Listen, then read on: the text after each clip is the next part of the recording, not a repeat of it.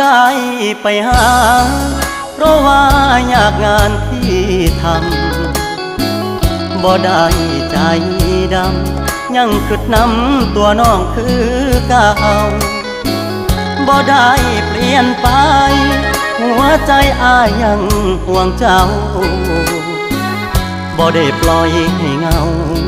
เสาร์อาทิตย์ติดงานโอทีได้แต่โทรหาน้องคงจะไม่ว่ากันบ่เคยเปลี่ยนพันสัญญาหักมันคนดี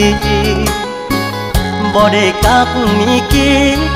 บ่ได้หลีกสัญญาที่มีย้อนงานยุ่งอีหลีคนดีอย่าเครียดอายเด้อโทรหาซุมือเจ้ามาคือน้อยใจเฮ็ดหยัง